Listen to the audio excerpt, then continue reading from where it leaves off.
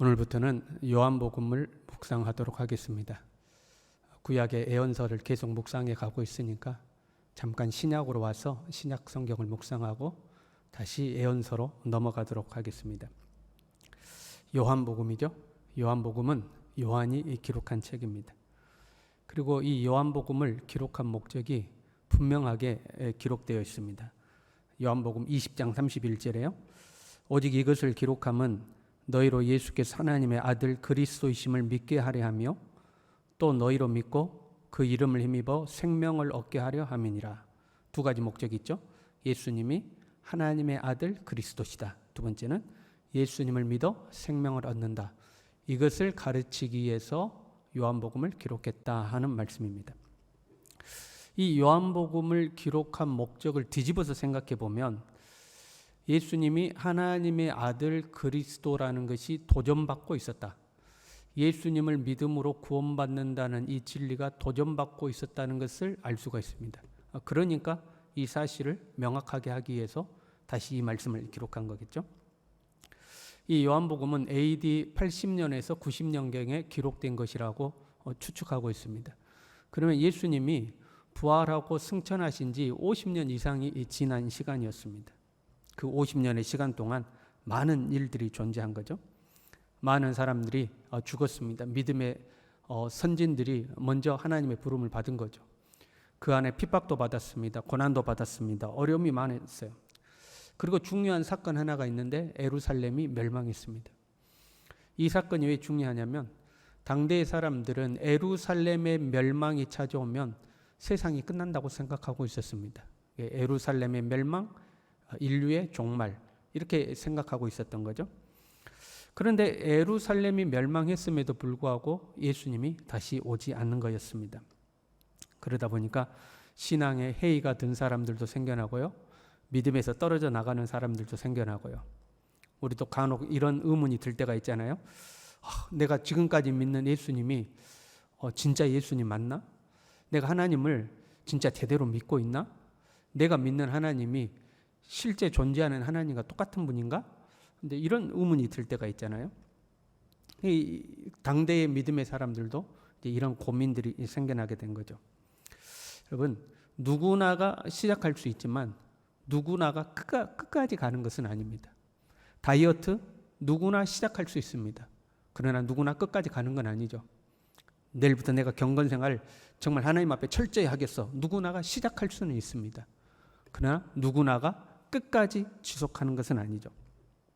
믿음은 인내로서 완성이 됩니다. 믿음은 끝까지 가야 완성이 되는 거예요. 믿음으로 시작했으면 끝이 올 때까지 그 믿음을 가지고 가야 합니다. 근데 중간에서 흔들려 버리면 그 믿음이 허사가 되는 거죠. 신앙인들 중에 믿음의 해이가 드는 사람들이 존재했는가 하면 예수님에 대한 공격도 존재했습니다. 예수님이 그리스도가 맞느냐? 예수님이 하나님의 아들이 맞느냐? 예수님이 구세주가 맞느냐? 여기에 대한 공격이 있었던 겁니다. 예수님은 남들보다 더 특출난 사람 중에 한 사람일 뿐이야. 이렇게 주장하는 사람들이 있었고요.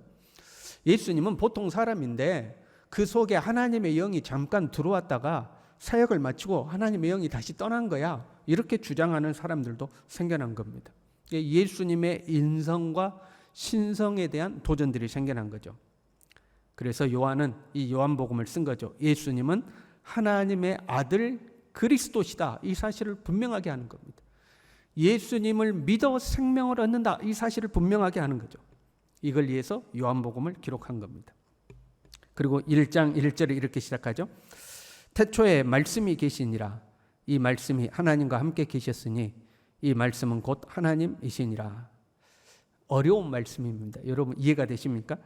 태초에 말씀이 계셨다. 이 말씀이 하나님과 함께 계셨다. 그런데 이 말씀이 하나님이시다. 사실 논리적으로 안 맞죠?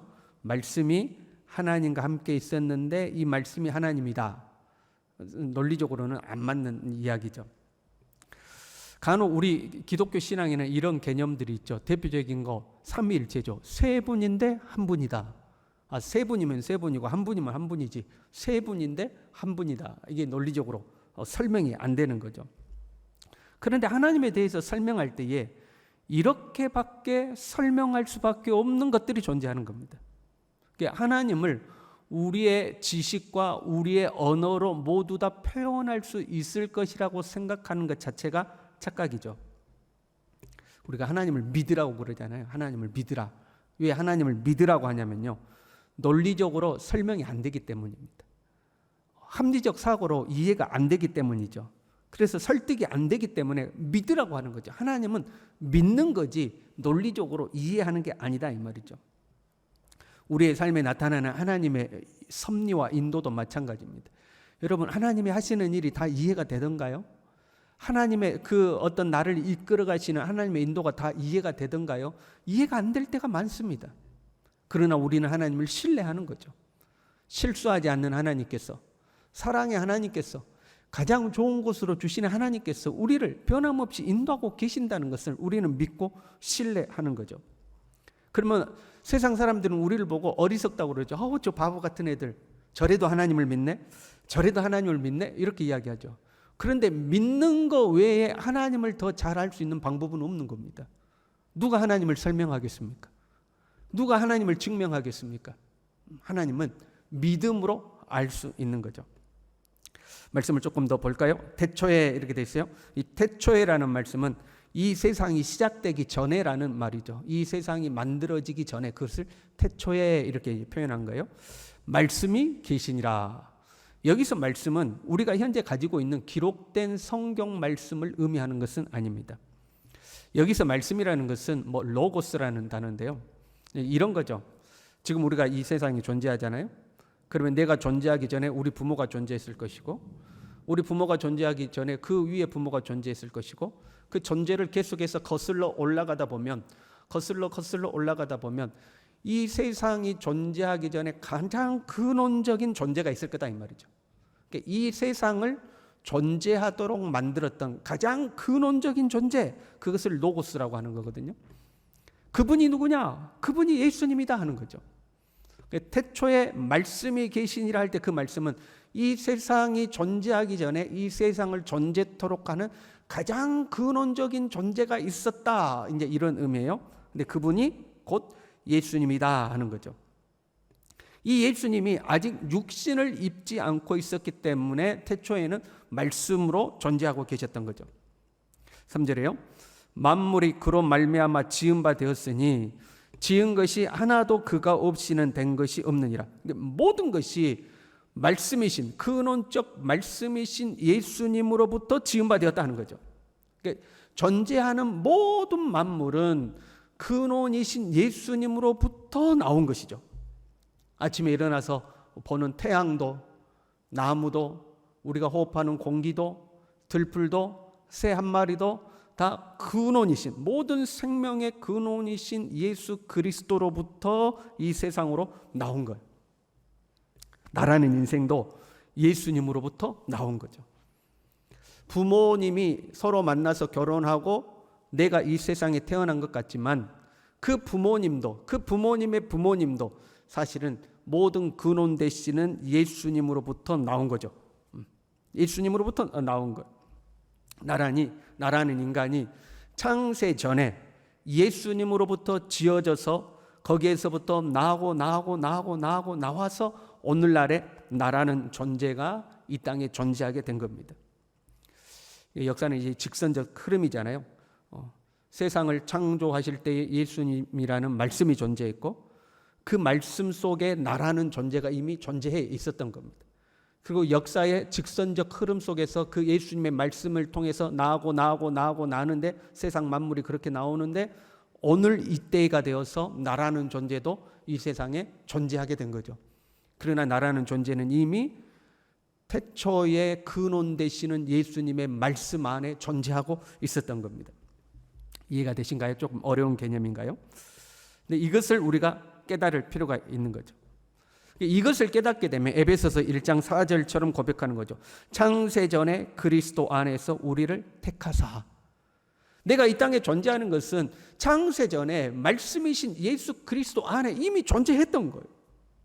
거기에서부터 우리가 이 세상에 존재하도록 나온 겁니다. 그걸 깨달으면 우리의 인생이 얼마나 가치 있는가를 이제 알게 되는 거죠. 우리는 물질적 세상에 둘러싸여 있죠. 그래서 많고 적음, 높고 낮음, 풍요, 빈곤, 좋은 것, 나쁜 것, 이런 가치들에 의해서 포위되어 있습니다. 가지지 못하면 불행하다고 생각합니다. 높아지지 못하면 불행하다고 생각합니다. 그러니까 물질적 가치에 의해서 우리의 인생을 평가하게 되는 거죠. 그런데 우리의 인생은 이런 물질적 가치에 의해서 평가받는 그런 하찮은 인생이 아니라는 거예요. 태초의 말씀에서부터 나온 인생인 거죠.